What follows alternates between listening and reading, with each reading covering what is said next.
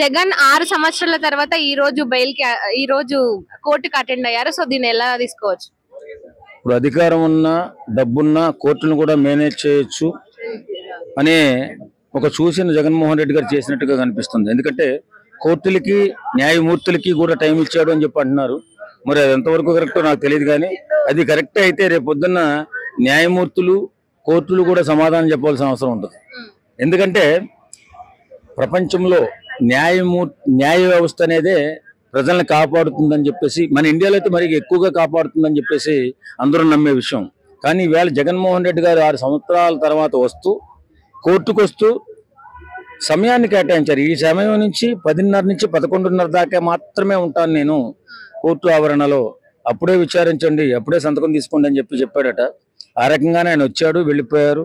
తర్వాత వచ్చేటప్పుడు కూడా రూల్స్ని అతిక్రమించి ర్యాలీ తీసుకుంటూ వచ్చారు. మరి దీని అన్నిటి మీద మరి రేపు పొద్దున సమాధానం చెప్పాల్సిన అవసరం కోర్టులే చెప్తాయో మరి న్యాయమూర్తులు చెప్తారో మనకైతే తెలియదు. కానీ నిజంగా అలాగా రాజకీయ నాయకులు కానీ సెలబ్రిటీలు కానీ అలా చేసుకుంటూ రూల్స్ని అతిక్రమించుకుంటూ పోతే ఫ్యూచర్లో ప్రతి ఒక్కరు కూడా డెకాయిట్లు, పెద్ద పెద్ద దొంగలు, ముఠా నాయకులు కూడా అప్పుడు జగన్ గారికి ఇచ్చిన వెసులుబాటు మాకెందుకు ఇవ్వరని చెప్పి అడిగే అవకాశం ఉంటుంది.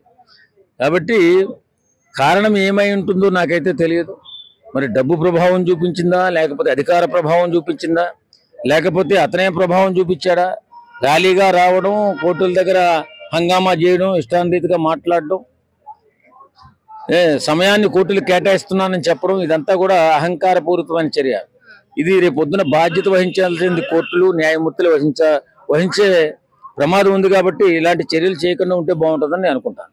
అంటే 12 సంవత్సరాల తర్వాత ఇప్పుడు మళ్ళీ ఆయన కోర్టుకు అటెండ్ అయ్యారు. అంటే దాదాపుగా 6 సంవత్సరాల నుంచి ప్రతిసారి కూడా మినహాయించుకుంటూ వస్తున్నారు.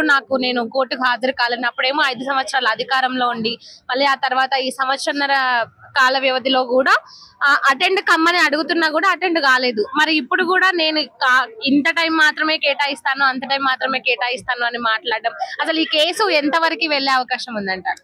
వాస్తవంగా ప్రజా జీవితంలో ఉన్నటువంటి వ్యక్తి ఒక సీఎంగా అయిన తర్వాత అతను రావాలంటే ప్రభుత్వ యంత్రాంగం తర్వాత సరంజామా అంతా కూడా రావాలి. కాబట్టి చాలా ఖర్చుతో కూడుకున్న విషయం. ఆ ఖర్చుని కోర్టులు ఏం చేస్తాయంటే, ఏ ఖర్చు అయినా ప్రజల మీదే పడే భారమే కాబట్టి కొన్ని వెసులుబాట్లు ఇలాంటి ముద్దాయిలకు కల్పిస్తాయి. ఈ ముద్దాయి మరి ఆ వెసులుబాటుని ఆసరాగా తీసుకుని ఓడిపోయిన తర్వాత కూడా సీఎంగా పదవి పోయిన తర్వాత కూడా ఆ వెసులుబాటు కావాలని కోరడం. తర్వాత ఈ వేళ వచ్చిన సందర్భం ఏంటంటే, ఆయన విదేశాలకు వెళ్లే ముందు అనుమతి కోరితే వచ్చిన తర్వాత కోర్టుకు హాజరవలసి ఉంటుందని చెప్పి వారు షరతు విధించిన ధర్మిలా అంటే షరతు విధించారు. ఈ టైంకే రావాలని ఏం చెప్పలేదు. కాకపోతే ఆ టైం ఏం చెప్పాడు. వాస్తవంగా కోర్టులు చెప్తారు, న్యాయమూర్తులు చెప్తారు పలానా టైంలో రావాలని. కానీ ఈయన చెప్పాడు ఈ టైంకి వస్తా, ఈ టైంకి వెళ్ళిపోతా. మరి ఇలాంటి మన పనులు చేస్తూ ఉంటే రేపు పొద్దున్న ఫ్యూచర్లో న్యాయమూర్తులు కానీ న్యాయస్థానాలు కానీ సమాధానం చెప్పాల్సి పని ఉంటుంది. ఎందుకంటే చాలా మంది పెద్ద పెద్ద నేరస్తులు ఉంటారు. రేపు ఫ్యూచర్లో జగన్మోహన్ రెడ్డికి ఎంత వెసులుబాటు కల్పించారు, మాకెందుకు కల్పించారని అడిగే అవకాశం ఉంటుంది. కాబట్టి కోర్టులు జాగ్రత్త పడాలా, న్యాయమూర్తులు జాగ్రత్త పడాలా, మనకి దానికి ఏముంది. ఏదేమైనా రూల్స్ అతిక్రమించి ఆయన ఈవేళ చేసినటువంటి ఈ హంగామా ఫ్యూచర్లో కోర్టులకి మాయన మచ్చగా ఉంటుందని చెప్పి నేను అనుకుంటున్నాను.